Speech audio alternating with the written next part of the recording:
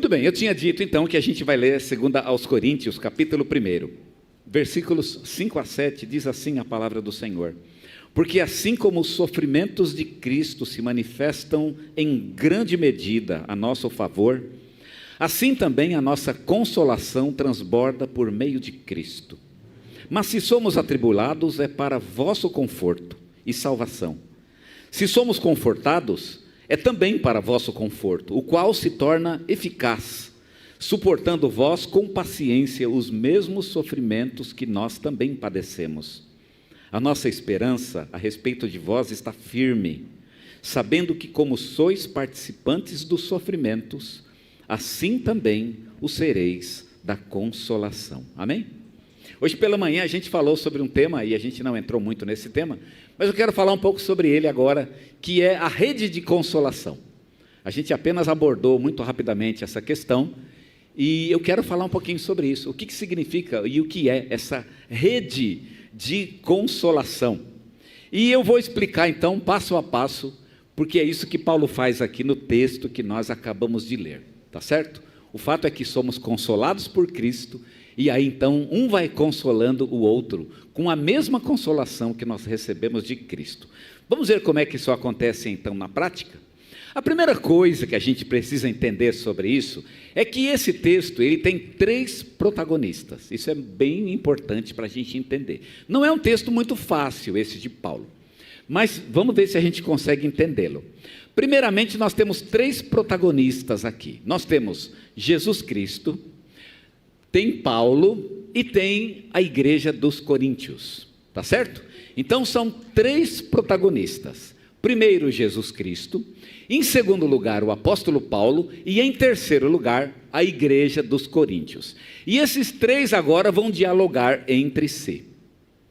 Todos esses protagonistas sofrem aflição. Jesus tem as suas aflições. Paulo, no versículo 5, ele usa a expressão os sofrimentos de Cristo. Então ele está falando que Cristo sofre. Paulo sofre também. Paulo também tem os seus sofrimentos, e Paulo fala sobre os seus próprios sofrimentos, por exemplo, no versículo 6, quando ele usa a expressão somos atribulados. Quem é que somos atribulados? O apóstolo Paulo, ele está falando dele mesmo. Então, Jesus Cristo está sofrendo, Paulo também está sofrendo, e os coríntios, a igreja dos coríntios, também está sofrendo. No versículo 7, Paulo fala, sois participantes dos sofrimentos. Então todo mundo está sofrendo. Olha que interessante, tanto Jesus, quanto Paulo, quanto a igreja de Corinto, todos eles estão sofrendo. Cada um desses protagonistas, ele é curado pelo sofrimento do outro. Então aí é que começa então essa história da rede da consolação. É que o sofrimento de um cura o sofrimento do outro. Então Jesus Cristo, de alguma forma, cura o sofrimento de Paulo, e Paulo cura o sofrimento dos coríntios. Jesus Cristo, nós falamos isso hoje pela manhã, ele conforta Paulo, né? Paulo fica forte, fica confortado, e aí os coríntios veem que Paulo fica confortado, e são também confortados com o conforto que o próprio Paulo recebeu. Então, o primeiro desses níveis, né, está lá no versículo 5, que fala, os sofrimentos de Cristo se manifestam em grande medida a nosso favor. Então, Cristo nos consola. Como é que Ele nos consola? Pelo seu próprio sofrimento, né? Então, eu estou sofrendo e Cristo está sofrendo, só que o sofrimento de Cristo cura o meu sofrimento. Não é isso? Eu fiquei me perguntando, e quem cura o sofrimento de Cristo? Não é? Eu achei interessante pensar nisso, mas não vamos entrar ainda nesse mérito, tá bom? Por enquanto, vale dizer, e é importante termos em mente, que o sofrimento de Cristo e Paulo estão sofrendo, só que o sofrimento de Cristo cura o sofrimento de Paulo, e o sofrimento de Paulo cura o sofrimento dos coríntios, e é por isso que Paulo está escrevendo, para ajudar os coríntios que estão sofrendo, a encontrarem consolo no meio da sua tribulação e da sua aflição. Paulo diz isso no verso 6, quando ele fala, se somos atribulados, é para o vosso conforto. Quer dizer, Cristo sofre por mim e me conforta. Eu sofro por vocês e conforto vocês. É meio complicado isso, né? Eu estou achando meio complicado. Eu falando com vocês, estou me perguntando se vocês estão entendendo o que eu estou falando, né? Realmente é uma rede de consolação. Lembra quando eu disse para vocês? Aonde um consola o outro.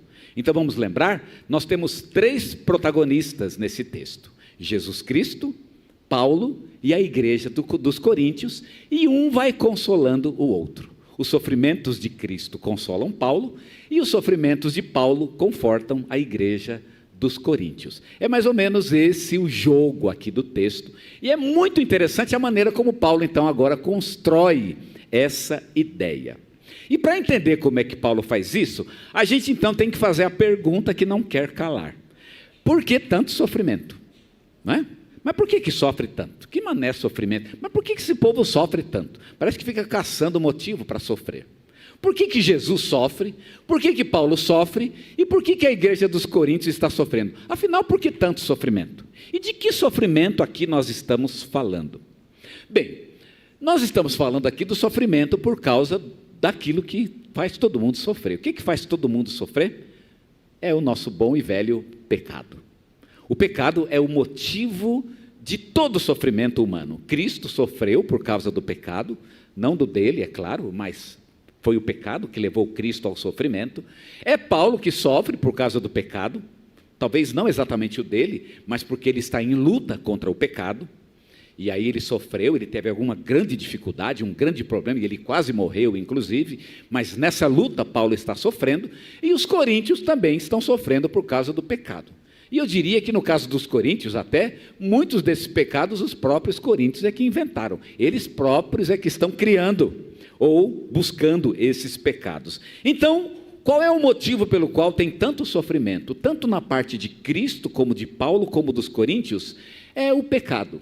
O pecado é o grande provocador aqui desse sofrimento. Então, se a gente pudesse colocar isso aqui no nosso próprio contexto, então a gente pode dizer o seguinte: por que a gente sofre? E a resposta é uma só: por causa do pecado. Mas qual pecado? E aí nós temos então vários níveis e várias maneiras como o pecado nos faz sofrer. Primeiro, o pecado que faz a gente sofrer é o pecado que a gente mesmo comete. Então, você cometeu um pecado, você vai sofrer. Isso é simples, é tranquilo, né? Espero que vocês estejam muito tranquilos com relação a isso. Você pecou, você vai sofrer, tá certo? E o sofrimento é tipo, vai morrer mesmo. Espero que vocês também estejam muito tranquilos com relação a isso, porque a Bíblia é muito tranquila de falar sobre isso. Pecou, morreu, tá certo? Então, a gente pecou, vai morrer. Mas antes de morrer vai sofrer muito, porque o pecado ele vai ter uma consequência, ele vai trazer algo, um efeito sobre a nossa vida que vai levar a gente ao sofrimento, à tribulação, à dificuldade. Isso há de acontecer conosco. Então, o primeiro pecado que faz a gente sofrer é o pecado que nós mesmos cometemos. E nós vamos ter que então pagar as consequências desse pecado. O segundo pecado que nos faz sofrer é o pecado do mundo que nos afronta, que nos deixa inconformados. Então, quando você liga a televisão, o que você vê? Pecado. Quando você anda pelas ruas, olha nas calçadas, pecados. E aquele sofrimento, aquela tristeza, aquela dor, aquela lágrima do mundo, aquela dificuldade que o mundo enfrenta, a incompreensão, a corrupção, a injustiça, e tudo que isso provoca, leva a gente a ficar triste, pesado, e a gente não encontra alegria neste mundo. Todo crente em Jesus, se ele é realmente um crente verdadeiro, ele sofre neste mundo, porque aqui não é o lugar dele. Ele não encontra um ambiente propício para ele nesse mundo, porque esse mundo tem muitos motivos para a gente sofrer. Todo crente é um inconformado neste mundo. Então não é exatamente o pecado que cometemos, primeiramente, mas o pecado que o mundo comete também nos faz sofrer. Em terceiro lugar, e no terceiro nível, nós sofremos também por causa da violência que o mundo comete contra nós. Porque a igreja é perseguida no mundo. A igreja, ela é alvo do ódio que o mundo tem contra Deus. E o mundo, sabendo que não pode destruir Deus e não pode ferir Deus, ele fere aqueles a quem Deus ama e fere a obra de Deus neste mundo, a igreja de Jesus Cristo. Então nós sofremos por causa do pecado que o mundo comete contra nós, contra a própria igreja de Cristo, Como vimos hoje, inclusive, no vídeo de missões, falando de como a igreja tem que enfrentar também o pecado do mundo, sofrendo, portanto, as aflições deste mundo. Qualquer que seja a aflição, portanto, seja a que cometemos, seja a que a gente vê no mundo, seja a que a gente sofre do mundo, o motivo é sempre o mesmo. É o velho motivo pelo qual todos sofremos, o pecado. É por isso que lá no céu não tem sofrimento, porque lá não tem pecado. Onde não há pecado, não há sofrimento. E onde há pecado, sempre há de haver sofrimento. Agora isso é curioso, porque no mundo ninguém está sofrendo por causa do pecado. Já reparou? Mas o pastor está falando lá que o pecado faz a gente sofrer, mas eu não estou vendo ninguém esgoelando no mundo por causa disso. Eu não estou vendo ninguém chorando. As pessoas estão fazendo o que fazem e parecem muito tranquilas com isso. Estão em paz com isso. Quer dizer, eu fico sofrendo, mas o próprio mundo não está sofrendo. O próprio mundo está super bem, está super tranquilo. Então por que eu estou sofrendo? O que acontece que o mundo não faz, né? O pecado não faz o mundo sofrer. Por que eu sofro e o próprio mundo não sofre? Resposta é porque nós temos uma luta contra o pecado que o mundo não tem. Nós estamos tentando fazer uma coisa que o mundo não está tentando fazer. Nós estamos tentando obedecer a Deus. E aí começou o nosso problema. Se você não quer obedecer a Deus, então você provavelmente não vai sofrer por causa do pecado. Talvez você até vai receber consequências. Mas as consequências do pecado, quando vêm sobre aquele que é desobediente, ele tem um belo recurso, né, para resolver o problema da consequência. É buscando novos pecados. Então eu estou pagando a consequência aqui, o que eu faço? Eu vou para lá, né? Eu vou continuar pagando aqui, mas eu vou tentar um outro caminho. Vou tentar uma nova perspectiva, um novo projeto, vou buscar outras coisas, outros vícios, outras fantasias, vou buscar as coisas que o mundo me oferece e eu vou tentando então resolver o problema das consequências do pecado, e é uma bola de neve, porque, né, as consequências vêm sempre em maior número, mas o mundo nunca deixa de oferecer coisas para aliviar essas consequências. O fato aqui é que o pecado traz consequências, mas o mundo não tem essa percepção, não sofre. Agora, se você é do tipo que quer obedecer a Deus, que quer ser firme, que quer fazer a vontade de Deus, então o pecado vai fazer você sofrer. Espere sofrimento na vida cristã. O pecado vai fazer você chorar. Vai chegar uma hora que vai começar a se perguntar, mas será que não era mais fácil se eu me entregar? O que o pecado quer? Vou fazer o que o pecado quer, porque aí resolve o problema. E não são poucos os que fazem essa escolha. Resolve seguir o rumo do pecado, fazer a vontade do pecado, e vai buscar então o caminho do pecado, para tentar aliviar um sofrimento que não lhe deixa. Mas o que quer obedecer, esse vai ter que enfrentar uma luta, e é uma luta constante. A luta é grande. E quanto mais você quer obedecer, maior luta você vai ter. Aí o sofrimento vem, aí você começa a sofrer. E aí a vida do cristão é pautada e é marcada por um sofrimento, tanto pelos pecados que ele mesmo comete, quanto pelos pecados pelos quais ele fica inconformado quando vê neste mundo, e também pelos pecados do próprio mundo, que se voltam contra ele e que o hostilizam por ser um servo de Deus neste mundo. E aí ele vai ter que sofrer essas consequências. E ele vai sofrer mais ou menos à medida que ele mais ou menos quer obedecer aos mandamentos de Jesus Cristo. Porque foi exatamente o que aconteceu com Jesus. Por que Jesus sofreu? Porque ele era obediente. E como ele foi o homem mais obediente de todos os homens que já pisaram nessa terra, ele foi o que mais sofreu as consequências do pecado deste mundo. Pecado que se voltou contra ele e que tentou tirá-lo, tentou destruí-lo neste mundo. Então, por que o mundo não sofre por causa do pecado? E por que nós sofremos? É por causa da escolha que nós fazemos de obedecer. Foi, como dissemos, o mesmo motivo pelo qual Jesus Cristo sofreu. Jesus poderia ter, aliviado a sua aflição pelos mecanismos que o mundo ofereceria a ele. Não obedecer a Deus e fazer a vontade da carne, mas Jesus permaneceu firme. Ele não desistiu da obediência, e assim como Jesus preferiu obedecer, nós também precisamos imitá-lo. Obedecer como ele obedeceu. E aí, se isso vai trazer uma aflição, então a gente vai enfrentar essa aflição. Qual é a dor de viver nesse mundo? Eu vou enfrentá-la. Quanto custa obedecer? Não é todo mundo que vai fazer essa escolha, não. Jesus fez uma parábola, né? Ele fez várias. Mas uma delas, por exemplo, é que quando o homem vai construir uma casa, primeiro ele vai ver se ele tem dinheiro para terminar. Isso não é um problema atualmente, mas era um problema no tempo de Jesus. Aqui no Brasil não é um caso, você começa a construir sem dinheiro. Mas no tempo de Jesus ninguém começava a construir sem dinheiro. Por quê? Porque quando você começar, você pode descobrir que você não vai conseguir levar até o fim. A obediência não é fácil. Não são poucos os que vão desistir no meio. E aí os outros vão olhar e vão rir da cara dele. Ah, você começou e não conseguiu ir até o fim. Jesus contou uma segunda parábola. Quando o rei vai para a guerra, primeiro ele vê se ele tem condição de vencer a batalha. Tem condições? Ele vai. Se ele percebe que ele não tem condição de vencer a batalha, ele vai fazer um acordo. Porque ele não vai entrar numa batalha para ser derrotado. E Jesus está falando isso para falar do próprio caminho da vida cristã. Cuidado você que entra na vida cristã, porque tem um preço. Você vai conseguir pagar? Tem um custo. Você vai levar esse custo avante? Se você não está preparado, se prepare. Porque a obediência tem um custo. E aí a pessoa vem chorando. Ah, mas está difícil. Ah, mas eu estou infeliz. Ah, mas tem que perdoar. Não sabia disso? Não sabia que tinha que perdoar? Não sabia que tinha que compreender? Não sabia que tinha que fazer isso para ler a palavra? Tinha que orar, tinha que vir na igreja, tinha que louvar, tinha que servir. Ah, mas eu não sabia. Ah, mas eu não sabia o quê? Não é? Entrou num projeto, ele não sabia o custo do projeto. Seguir a Cristo tem um custo. Paulo está vivendo exatamente isso. Paulo entrou na obra missionária e está sofrendo por causa disso. É exatamente disso que Paulo está falando. Irmãos, eu quase morri.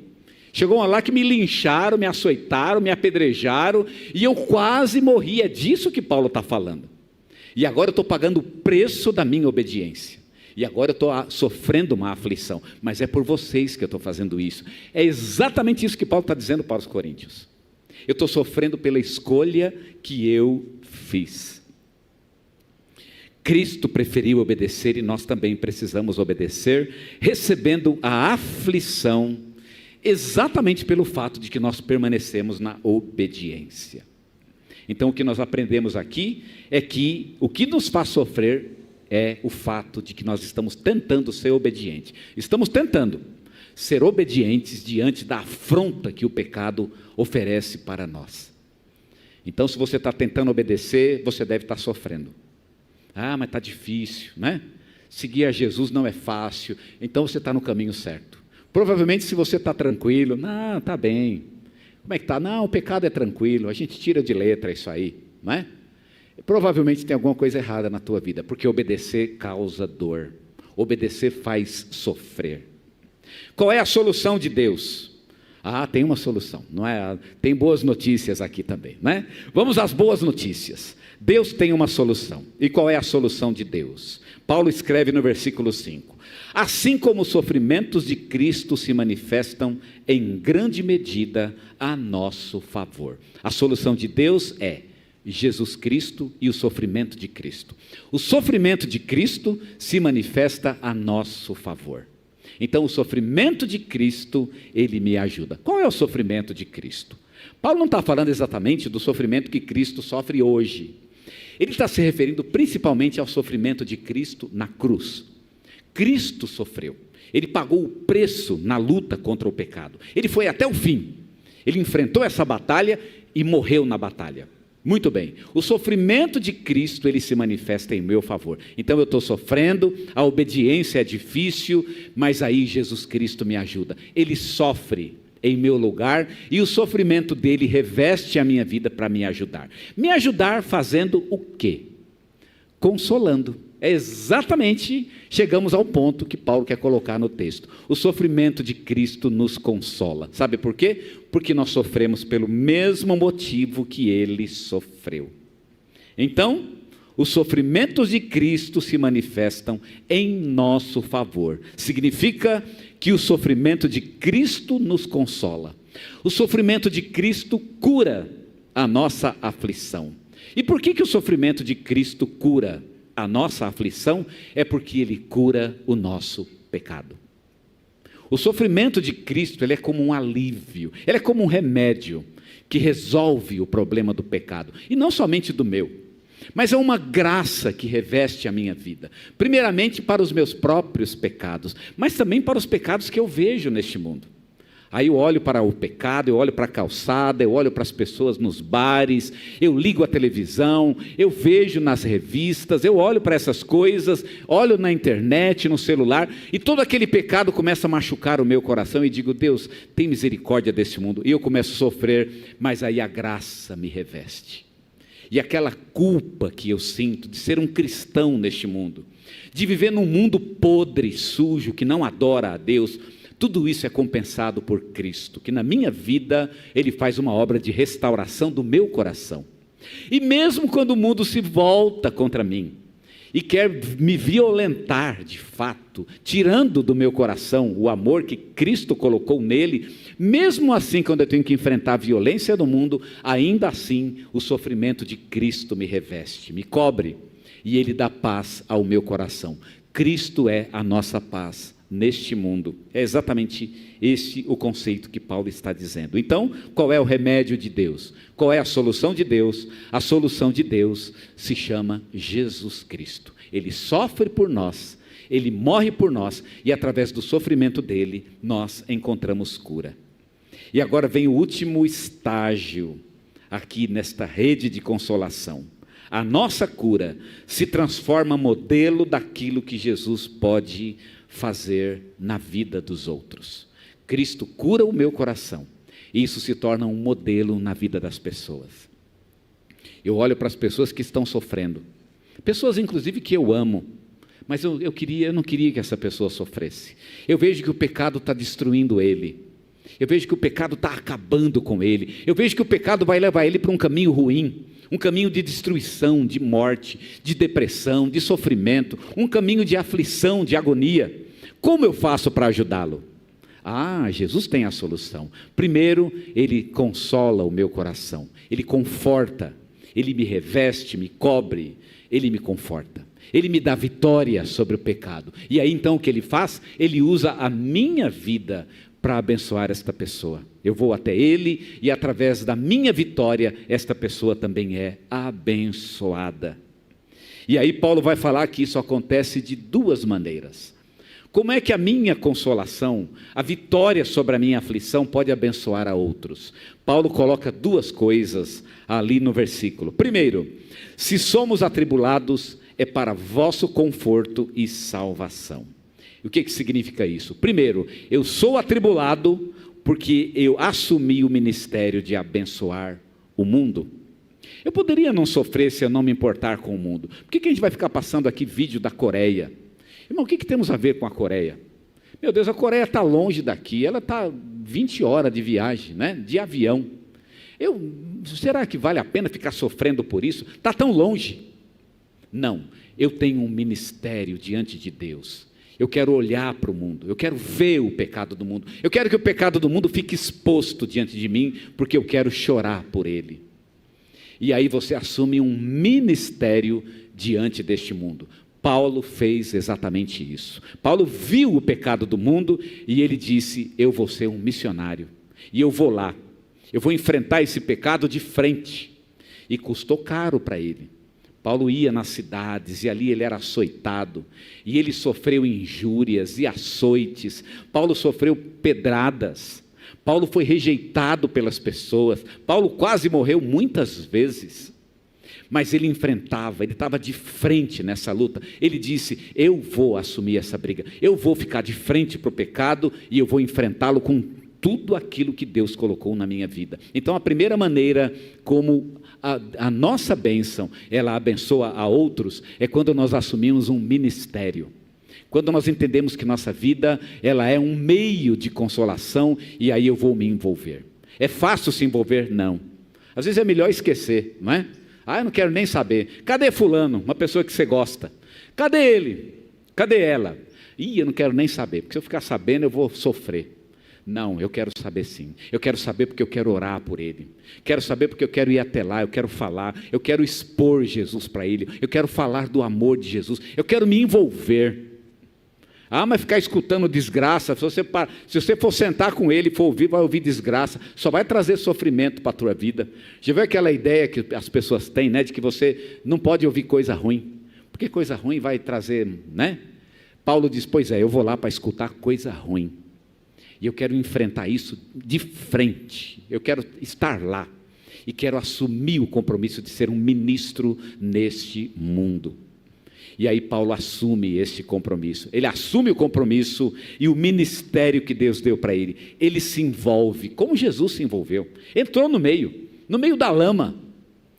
Cadê Jesus? Está no meio, é prostituta, pecador, é o pior tipo de gente, ele andava com o pior tipo de pessoa, ele não tinha medo de se sujar no meio dessas pessoas, ele queria enfrentar o pecado lá, era ministério dele. Então a primeira coisa que Paulo diz, a maneira como abençoamos o mundo é assumindo então um ministério. Paulo diz isso com essas expressões, se somos atribulados é para vosso conforto e salvação. Eu poderia não ser atribulado, sabe o que eu faço? Eu pego minha trouxa aqui, vou para casa e vou assistir televisão, vou ficar lá na minha sala, por que eu vou me envolver com isso? Fico lá, vou assistir série, vou na internet, vou ficar no celular, vou fazer minhas coisas, vou trabalhar para mim mesmo, ganhar dinheiro, vou viver minha vida, é muito mais fácil.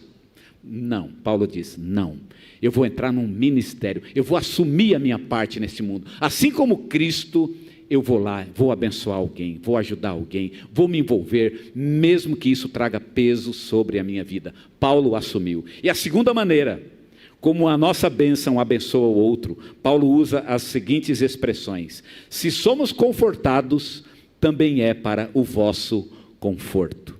Veja que na primeira vez ele disse, se somos atribulados, é para o vosso conforto. E se somos confortados, dá até a impressão que ele ia falar o contrário, né? Se somos confortados, é para a vossa tribulação. Porque se eu sou atribulado, é para conforto dele. Então, se eu sou confortado, mas não, é também para o conforto. Olha, se eu sou atribulado, é para confortar a outros. Mas se eu sou confortado, também é para confortar. Por quê? Porque Paulo não é ministro de tribulação.